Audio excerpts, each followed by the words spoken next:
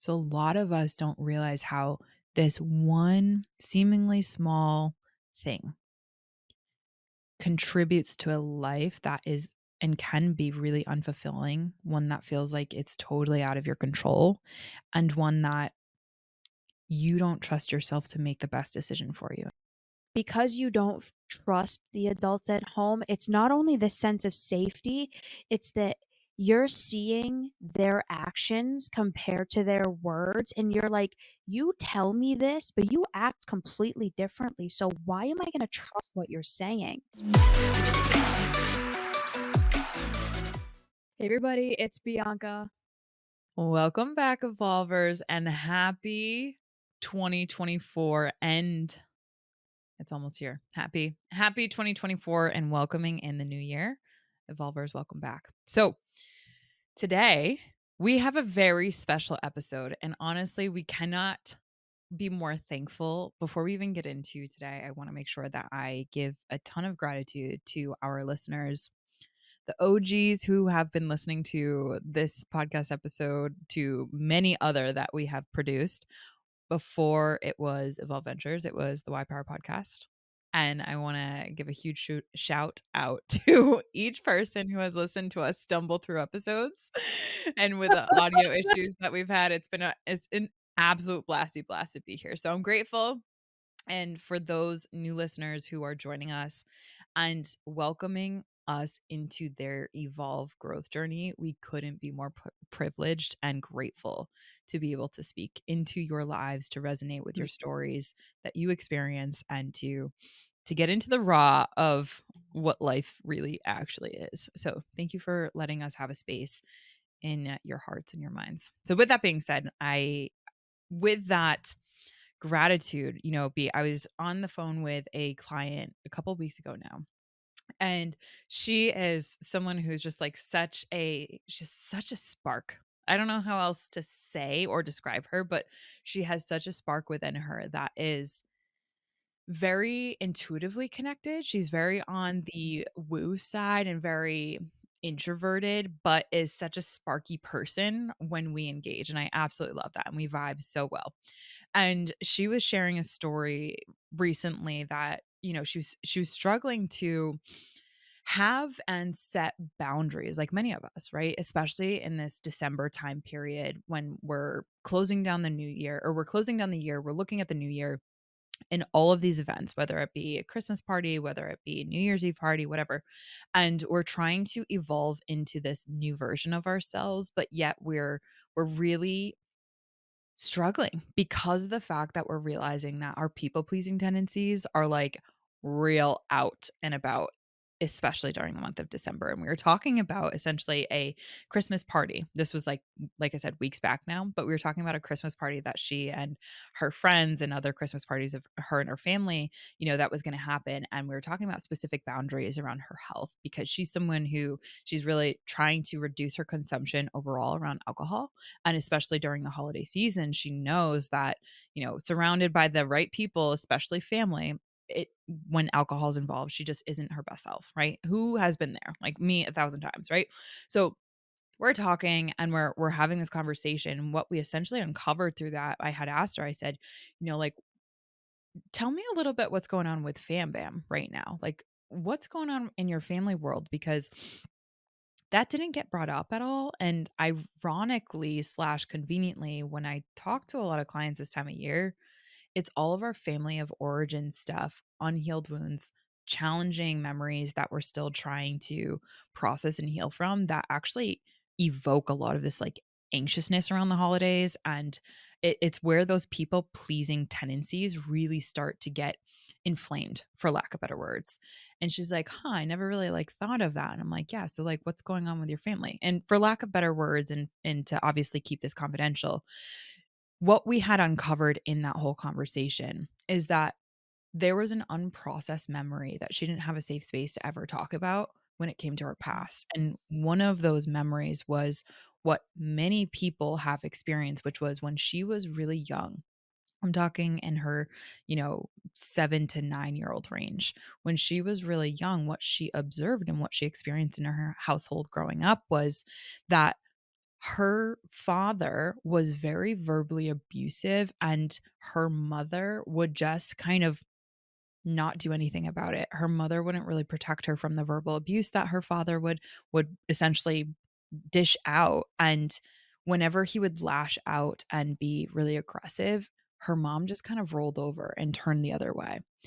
And so, like, this is such a common thing that I hear where, the dad is explosive when he gets home from work, and the mother just kind of turns away and doesn't really protect the child in the psychological ways in which they need. And now for her, she had really started to process this memory, and it was really scary for her. But ultimately, what we ended up uncovering is that that built a narrative for her, a core belief really sunk in for her, which was, I can't trust adults. Right. And so the belief about other people aren't trustworthy. And so this giant core belief that got locked in at that time, what that translated into in terms of symptoms for her to be able to protect herself was people pleasing. I'm just going to fawn my way through the holidays. I'm going to fawn my way through any interactions with adults.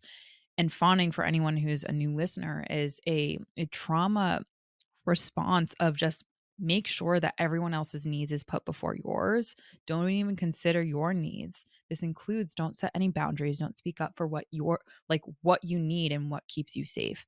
And so she repeated this pattern again and again, and now she's in her, mid 30s, and she's reflecting back in this very moment of time a couple of weeks ago, and she's like, "Oh my goodness, Emilia, I didn't even realize this unprocessed memory, this core belief that I don't trust adults, that actually is one of the biggest contributing factors when I look back at my people pleasing. I don't feel like I can even stick up to my friends now because or not drink with my friends because I'm so afraid. This part of me is so afraid at what will happen if I actually do stick up for myself, because I realized that I am repeating the same patterns that my mom had repeated when there was aggressive behavior in my household." And so I want to open with that story because what really does happen when we don't inherently trust adults? From a very young age, we learn that, and our experiences look totally different.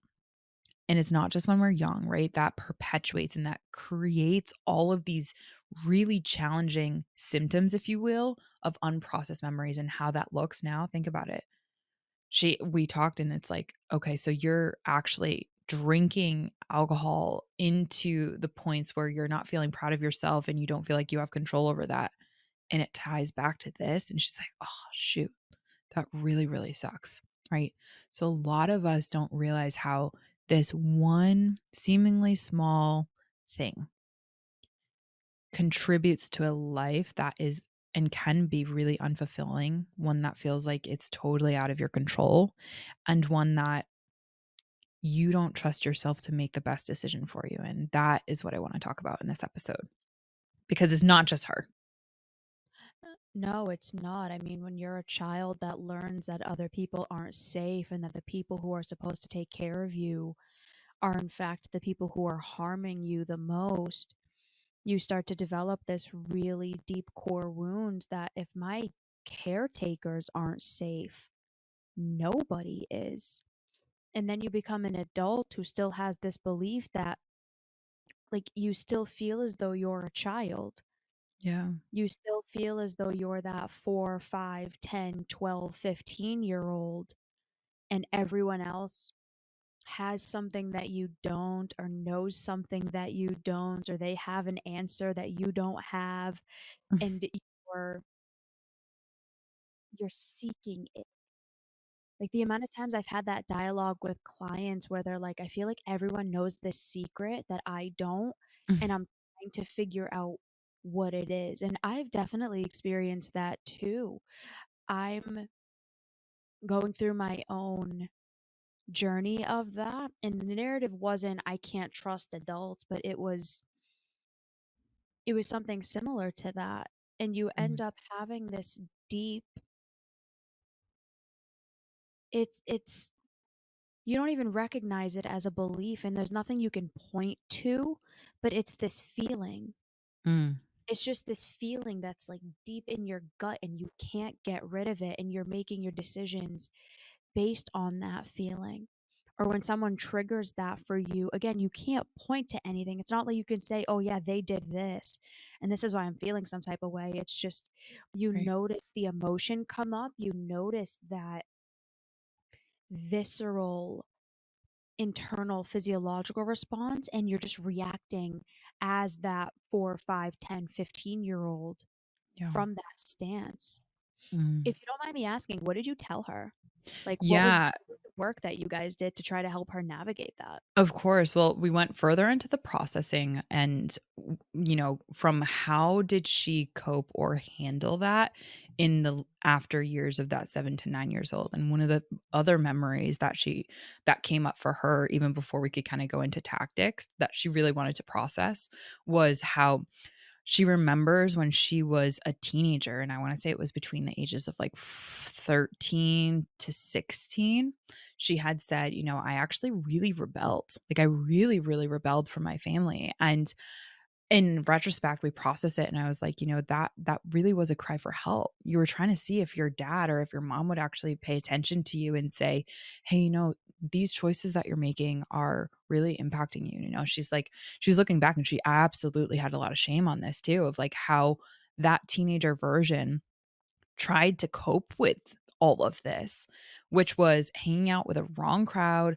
Like, she had gotten tattoos and drunk, like, did a lot of alcohol and just, like, a lot of risky behavior, which, again, a lot of us go through that phase. A lot of us have this rebellion phase, but what we unpacked was one of the biggest reasons why people go and do that is because ultimately they don't have a safe space to be able to process their emotions. And what was happening with her was her realizing that she feels really unsafe with dad and she feels even more unsafe with mom because mom's not sticking up to dad or mom's not setting boundaries with dad. And so dad's just able to verbally abuse everyone. And like that doesn't make sense to her intuitive part of herself. So, what the first step that I said is like, ultimately we need to understand that this is a safe space to be able to talk about it. Because when you are from that core belief and you're starting to really process it, one of the things that I've at least recognized, and with this specific client, is that you never fully had a safe space to process through the shame that comes as a result of you trying to cope with how you never could actually trust an adult, even though they told you that you could. You don't have a safe space to process that shame of how you handled the aftermath when things were really confusing. And so that was the first step that we had to work on, which honestly is a lot of the tactical that call revolved in before we could even go into other tactics that felt like they would be impossible practically for her, You have to You know transmute what that shame. Yeah. You know what else it is too? I very much had this. Because you don't trust the adults at home, it's not only the sense of safety, it's that you're seeing their actions compared to their words, and you're like, "You tell me this, but you act completely differently. So why am I gonna Mhm. trust what you're saying?" Yeah, it's so Like, confusing. or the "do as I say, not as I do," or like the "well, I'm the parent, so you have to listen to me no matter what." That Yeah. was a lot of the issues that I had with my parents growing up, and I really believe it's why I rebelled the way that Yeah. I did, because their rules to me made no sense, and because they had no idea how to express and explain why they were telling me what they did, and I knew Mhm. they had no valid reason. I was like, "Well, I'm not gonna trust you. I'm gonna do whatever I want because you can't give me a good reason anyways. So Right. why am I gonna listen to what you say? Why am I gonna do what you're telling me to do when I know you're only doing it because you want control?" Right. And so again, you become an adult who doesn't feel like they can trust themselves because you never Yeah. actually learned how to make adequate, appropriate decisions in your childhood or in your adolescence, and no one taught you appropriate and effective decision making. It was just like, "Because I said so." It's like, "Yeah, but why? Can you actually give me a reason why you're saying so?" "No, Right, 'cause I'm the logic. parent." It's like, "Okay, well, then I'm not gonna listen to you. Further evidence of why I shouldn't listen to you because it's Yeah, exactly. illogical to follow. So one of the things actually I'm so glad you said that because one of the things that we did do in that shame transmutation was her understanding because she wants to have children eventually. Like that, she had shared that with me, and which a lot of my female clients will share that with me. Like, I want to break the cycle because I know what it felt like to be me, and I want to do better than my parents did. And I have more access to resources. I have the courage to show up for coaching and do the homework that is suggested. And so I am open to the idea of believing in myself that I can do this. Although I'm not going to lie, it's really scary and it's going to be a challenge. And so, what I shared with her is I kind of connected what she wants, which is breaking that cycle for her future children, and how it doesn't just start in that moment when your child's sitting in front of you, how it actually, that growth journey starts right now for you to be able to let down that armor and actually look at the shame that is present, that has been carried for so long, and recognize that if this isn't, if you're not willing to lean into doing that work of really looking out and uncovering what are those shames that you're carrying, what had you done when in retrospect, if you really think about it, it was really a cry for help. It wasn't, you didn't want to go get a tattoo or go binge drinking with those friends. You actually really wanted to be held. You really wanted an emotional, intimate connection with your mother. You actually wanted to be protected and supported by your father, right? You actually wanted them to be interested in what it is that lit you up at that time, which for her, that was academics, right? And so helping her understand that the growth journey starts now.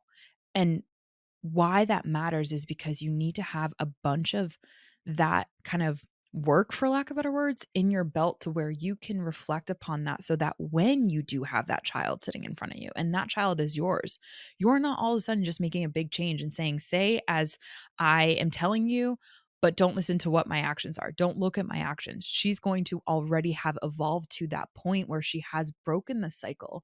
And in a moment of overwhelm or whatever, she is responding differently because she had been doing the work all along, right? And so she modeled differently than her family, right? It doesn't just happen overnight, and it isn't just let's flip a switch. It's all of the compound effects of you showing up for your coaching call, or you showing up for that therapy call, and you allowing yourself to embrace the vulnerability that it requires, right? And so that for her really clicked because she was like, oh, right, like I can be afraid of doing this work and not actually do it, but that's literally just going to result in the same end result of what my future children will experience. Obviously a little bit different, right? But that, from a motivational standpoint, I saw her openness and her parts be like, right, that's why we're here. And not from a self shame standpoint, but more so of a openness and curiosity around what her journey is going to look like, Mm. which I thought We're was gonna really be doing beautiful. Yeah.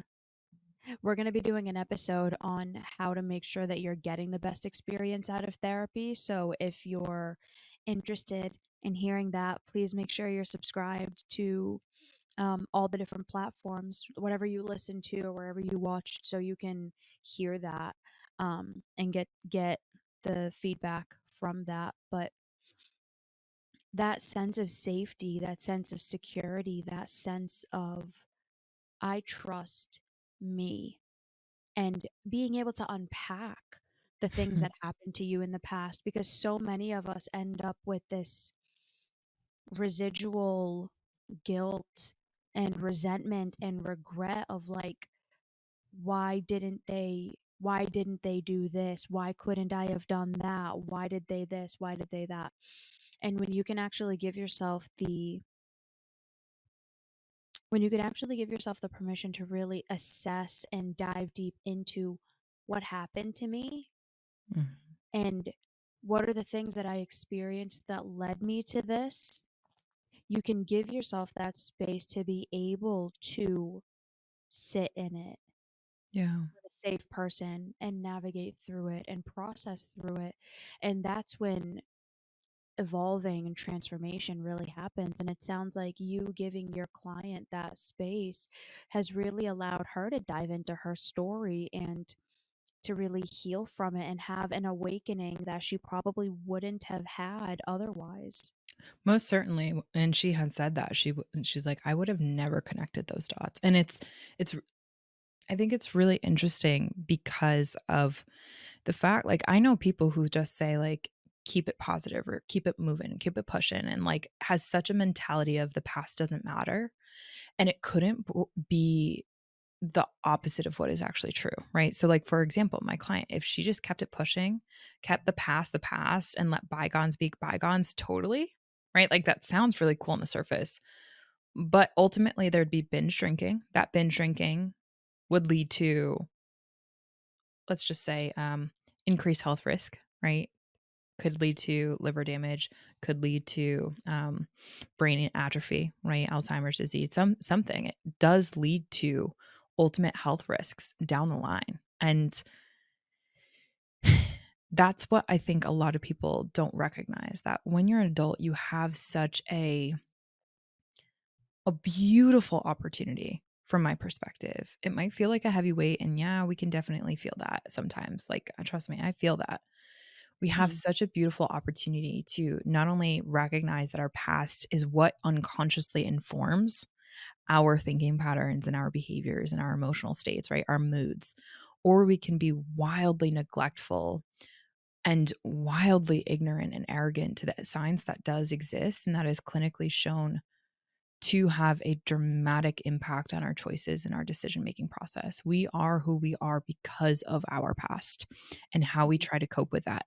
Whether we pretend like that's not the case or not is just look at where every single person is, right? That is a byproduct of their unconscious driving them away from their past. So I also see that as a huge responsibility in the most beautiful light, because I think that especially, modern age and modern culture has a lot more awareness and acceptance towards that. And I see that as a great opportunity to model. Again, don't listen to what I say, listen to what I do, right? AKA look at what my behaviors are. Look at what I'm modeling. And when we are, as a collective, right, as evolvers, really recognize that our past is actually a really beautiful thing to be mining those little aspects that have made us who we are.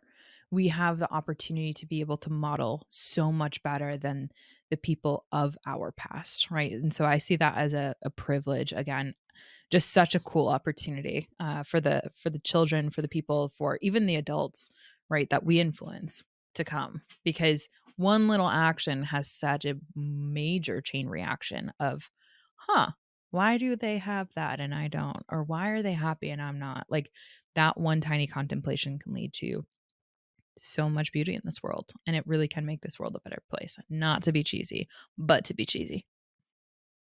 We love cheese. I do. What's your favorite type of cheese, B? Oh, I don't know. All of them. Cheddar. Mine's cheddar all the way. But Oh, I haven't had some cheese in a minute. All right. My episode suggestion is 333, Why You Don't Trust Yourself to Make Decisions. One of the implications, and just to kind of build the bridge, is we ultimately, when we are struggling to trust adults, we ultimately exercise that decision making power more often than not externally to someone else, right? So whether that be the teacher, whether that be your soccer coach, whether that be, your professor, whether that be your colleagues, your, I don't know, upper management, whatever, that has a compound effect. And so when that is always the case, you don't actually turn towards you or create a you or even acknowledge that there is a you that's trying to make decisions the whole time. So that's the bridge. And that mm. is my final episode suggestion. Be closing statements and episode suggestion. We want to be able to help all of you the best that we can. And one of the ways that you guys can help us do that is by leaving a review, whether it's on Spotify, Apple Podcasts, our YouTube channel. The more reviews we get and the more like genuine feedback that we get from all of you, the better we can do at helping you with, you know, what's working, what isn't, topics you guys are interested in hearing. So please, if you have a chance, leave us a review. Um, and we sincerely cannot wait to hear what you have to say. My episode suggestion is 250, How to Rebuild Trust with Others. All right, everyone. Happy New Year. We sincerely cannot wait to see you in the new year, and we will Mm. talk to you all soon. Bye, Bye, everybody. everyone.